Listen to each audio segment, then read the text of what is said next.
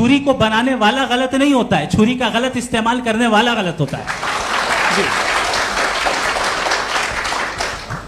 हिकमत और विजडम है, ये कोई जरूरी नहीं है कि वो हिकमत और विजडम आपको समझ में आए या मुझे समझ में आए। अगर आप जो समझ रहे हैं उसके मुताबिक आप फैसला कर रहे हैं, ये लिमिटेड पर्सपेक्टिव से आर्गुमेंट है। और इस चीज को हम अपनी दुनिया में, अपने लाइफ में, डेली लाइफ में इस प्रिंसिपल को एक्सेप्ट करते हैं। हम जब किसी डॉक्टर के पास जाते हैं, डॉक्टर के पास जाकर वो अगर उसने हमें कोई दवाई दी है तो हम ये तो नहीं कहते कि जब तक आपके पास जितना नॉलेज और जितना विजडम नहीं है, आपने क्यों ये दवाई दी है, तब तक हम इस चीज को एक्सेप्ट नहीं करेंगे।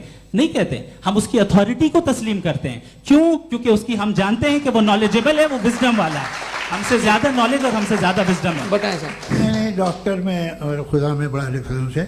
डॉक्टर पढ़ा लिखा होता है, एक तो मैं उसकी बात सुनूंगा।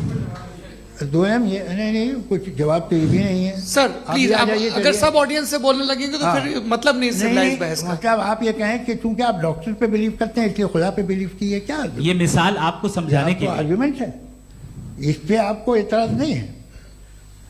तो सिंपल बात ये है कि मैं अगर ये यकीन कर लूँ कि एक ओमनीपोटेंट, उसकी मसलहत है, ये जो बच्चे मर रहे हैं ये मसलहत है उसकी, मुझे नहीं चाहिए थी मसलहत। उसकी मसलहत नहीं, यही तो समझना है, मतलब एक्सपीरियंस। अच्छा, इस आपने अभी मेरी बात पूरी सुनी नहीं। मैंने कहा आपका पूरा आर्ग्यूमेंट दो फॉल्स असम्पशंस पर है।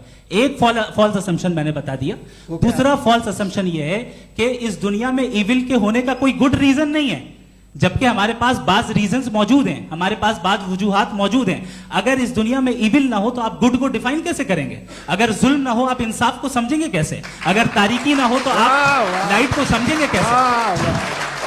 बहुत अच्छे। अभी और सुन लें, अभी और बाकी है। ये तो बात बहुत पसंद आई साहब मुझे कि जब तक रेप ना हो तब तक औरतों की इज्जत का ख्याल आपने मेरा जवाब पूरा सुना ही नहीं। जब तक के बच्चों का कत्ल ना किया जाए तब तक आपको बच्चों की मासूमियत की इज्जत। आपने पूरा जवाब सुना ही नहीं। क्या बात है, क्या आपने नुक्ता निकाला? आपने पूरा जवाब सुना ही नहीं। आप सुन लें, मेरी बात सुन लें। ये मैंने आपको एक चीज बताई। दूसरी चीज, इस दुनिया में हम आए हैं टेस्ट के लिए, हमारा टेस्ट हो रहा है और हर इंसान का अलग अलग अंदाज में टेस्ट होता है। और इस दुनिया में अगर इविल मौजूद है तो वो इविल जरिया है हमारे अंदर ह्यूमन नोबल क्वालिटीज को डेवलप करने का और अलग अलग फील्ड में प्रोग्रेस करने का। और अगर हमारे अंदर और इस दुनिया में इविल नहीं होता तो बताइए टेस्ट का मतलब क्या होता? अगर मैं अपने स्टूडेंट को एमसीक्यूज दूं और उसमें सिर्फ राइट आंसर लिख कर दे दूं और कहूं तुम्हारा टेस्ट हो गया, ये मीनिंगलेस है। इस दुनिया में अगर हम टेस्ट के लिए आए हैं तो जाहिर है गुड एंड इविल दोनों मौजूद है। तो अगर गुड एंड इविल दोनों मौजूद है